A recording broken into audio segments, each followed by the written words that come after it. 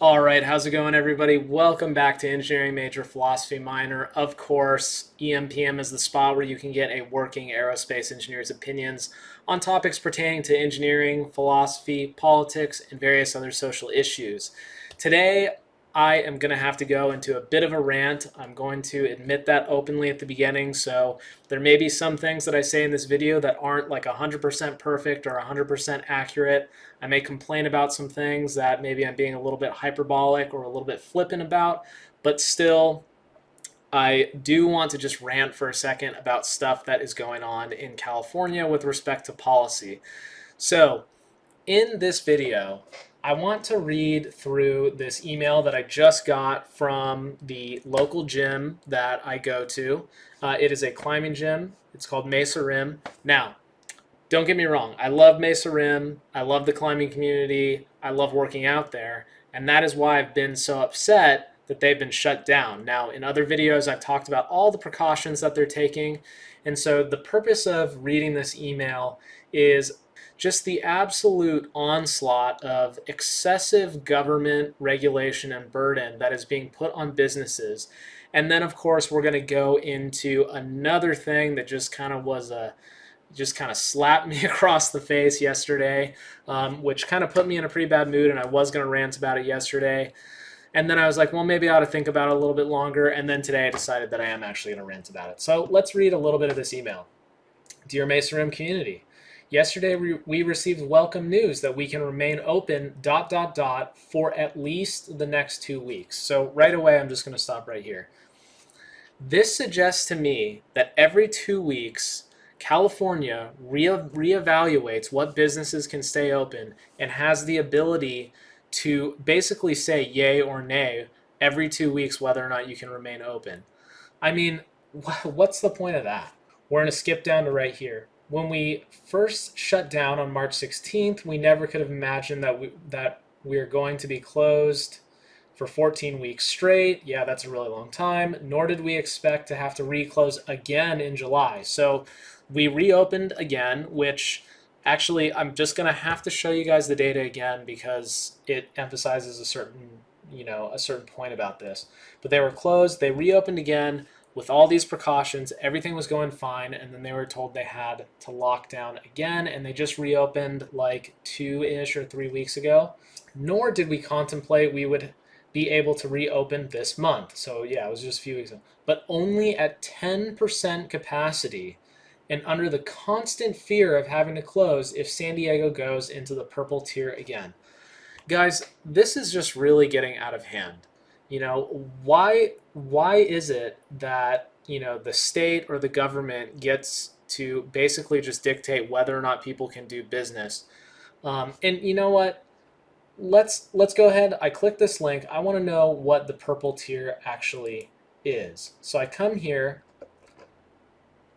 covid.ca.gov, blueprint for a safer economy. All right, first off, doing business like going outside is just, it's never going to be 100% safe. You guys need to understand that. And I'm sure a lot of you do understand that if you're watching this video or paying attention to this channel. But the government can't make this safe for you anymore. We'll look at the data in a second. But let's look at what the requirements are right now. So the purple tier is widespread. And they give the criteria for what makes a county widespread. More than 7 cases per 100,000 people.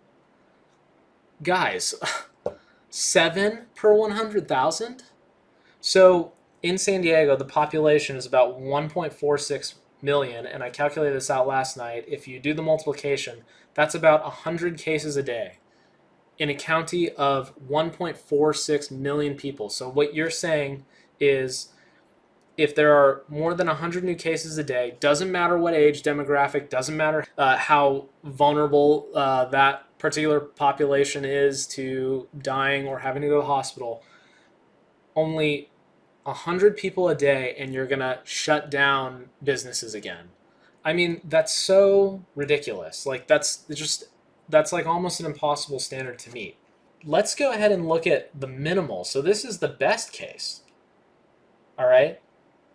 in order to have most indoor businesses, so not even all indoor businesses, right? Less than one case per 100,000 a day. So in San Diego, that would be about like 14 cases a day.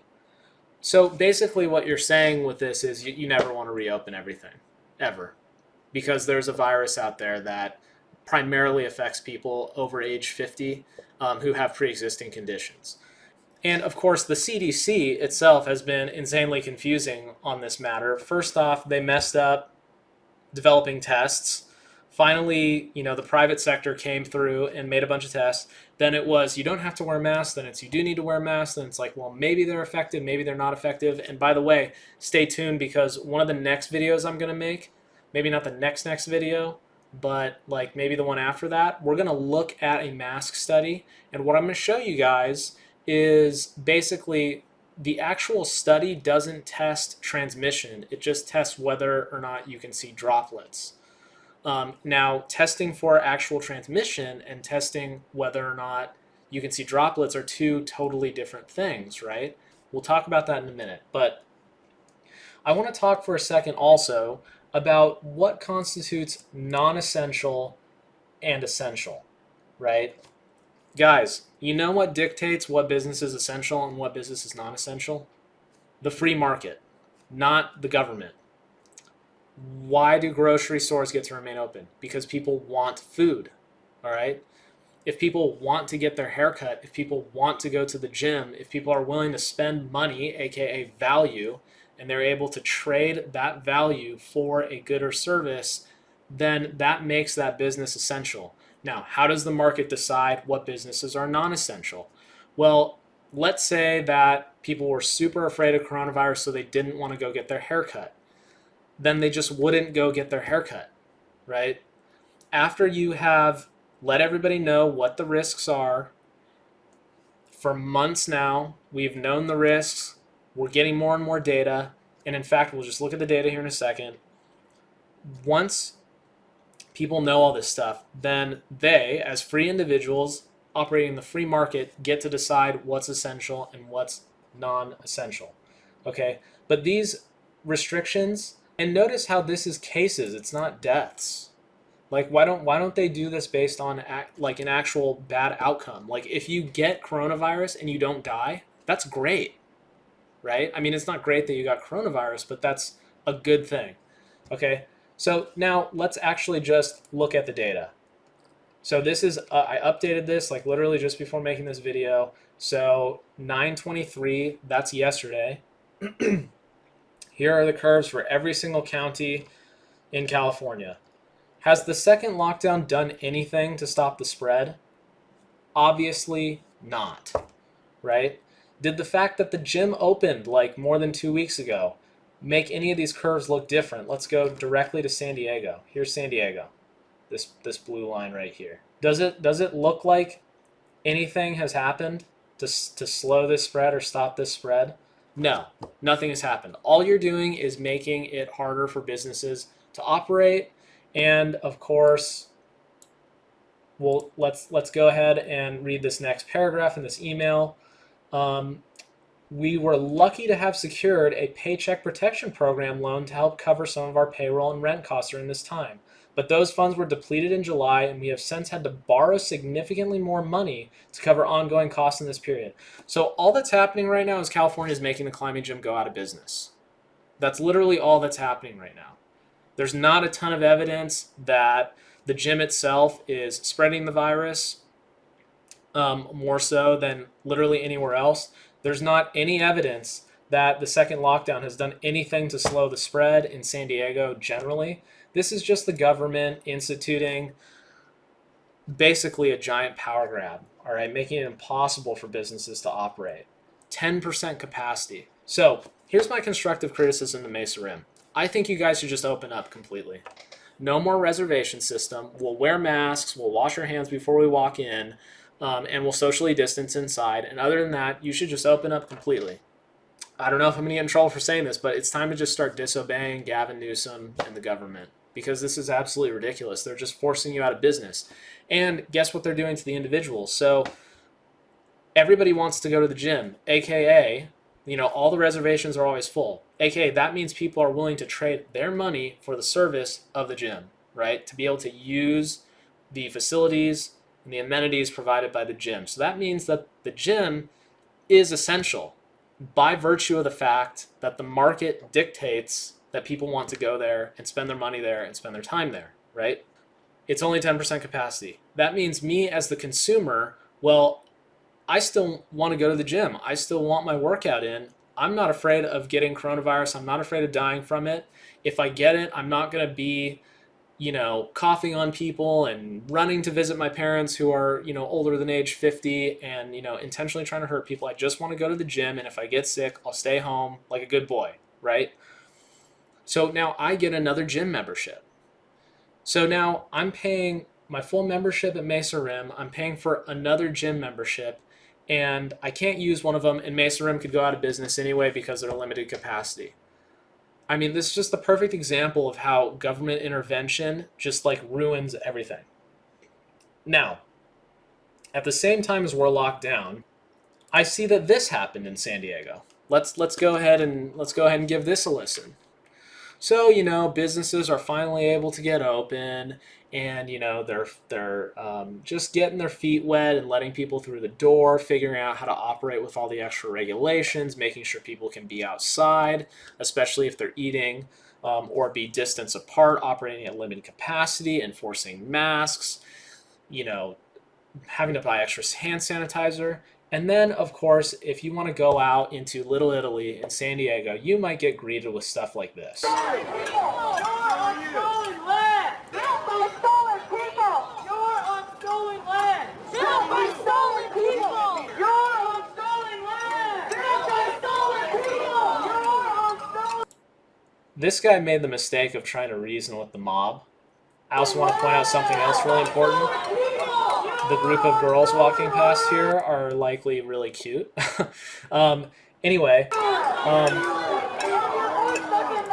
So you finally get to go out to eat. You want to patronize a business. That business is essential just by virtue of the fact that you are willing to forego the risk of coronavirus to spend your money there and get that essential service, right? And then you're greeted with stuff like this, okay? You're on stolen land built by stolen people.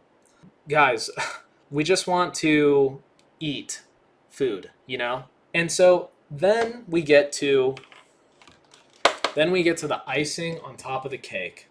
I get another campaign email from Gavin Newsom's team. Let's take a look at this. Alex, today I signed an executive order to phase out gasoline-powered cars by 2035. All new cars sold in the state of California will be emission-free. I just spent this entire rant talking about how government regulation is just completely going to force things out of business. And here Gavin comes in with, surprise, surprise, another insane government regulation. In 15 years, you're going to phase out gasoline-powered cars. I want to read this executive order in full, but it says all new cars sold in the state of California will be emission-free. Okay, so what about companies that aren't developing electric cars, right? What about companies that are making trucks or semi-trucks or delivery trucks or things like that? Do those all have to be electric now too? Again, I haven't read the executive order, and this might be where I'm getting a little bit off the rails, misinterpreting things. But I mean, seriously, think of all the Amazon delivery cars that have been going around. Think of all the FedEx trucks. Think of all the UPS trucks. Do those all have to be emission-free too? Those have to be completely electric? And by the way, so much of California's energy policy has been centered around doing all this green energy BS, and then we have rolling blackouts, and they don't allow they don't allow controlled burns and controlled deforestation. So then the wildfires get completely out of control, and it's just and the power companies don't have any money to upgrade infrastructure because they're just worrying about all this other crap. And then on top of that, you have all these government lockdowns and restrictions that have California at one of the highest unemployment rates in the nation. They're struggling to get tax revenue, and they're getting all mad at President Trump because he's like, well, the state needs to foot part of the bill, and part of that is to motivate them to get people back to work. And yet, week by week, all the tax money is going into people figuring out, okay, well, what number should we put in this tier? What number should we put in this tier? Oh, I guess less than 1% or less than one case per 100,000. All right, that means minimal. That means that like still not everything can be reopened. I mean, it's absolutely astounding. Listen to this.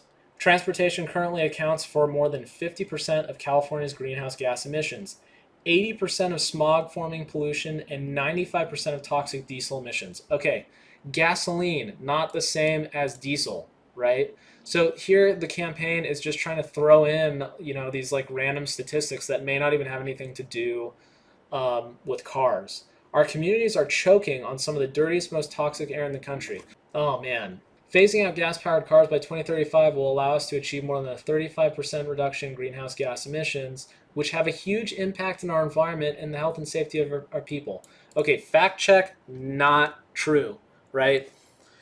There have been multiple studies now by the the IPCC, the International Panel on Climate Change or whatever, that have said that if all greenhouse emissions on the globe were to stop tomorrow, right, or today, right now, it would only result in a reduction of temperature of about 1.5 degrees, probably Celsius, probably not Fahrenheit, about 1.5 degrees in 50 years, guys.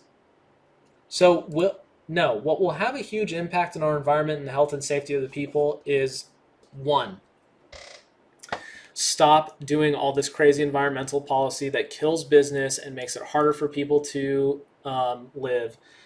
All the homeless people, right? You're going to make them drive electric cars? I'm an engineer. I can't afford a $60,000 Tesla.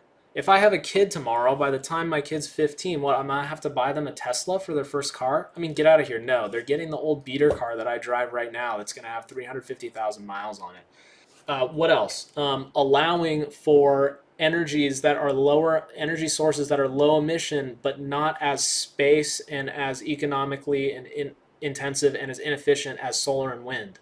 I made an earlier video about how solar and wind just don't make any sense from an energy efficiency point of view. How about you recommission a nuclear power plant and you build us a natural gas power plant?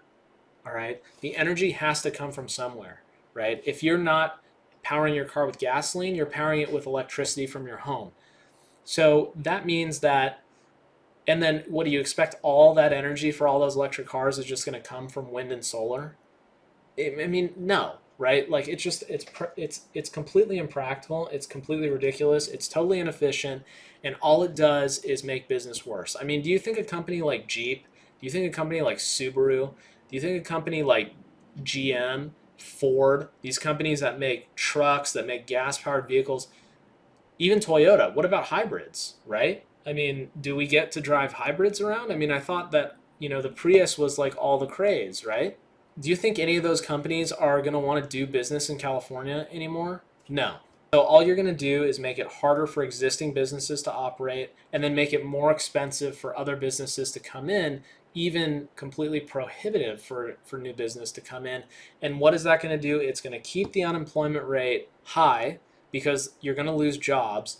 And then it's going to make it so that nobody can afford the things that you want to afford. How about you do policy that gives us cheap energy, allows us to drive cheap vehicles? Oh, and by the way, why is gasoline so expensive? Take a wild guess. Environmental regulation.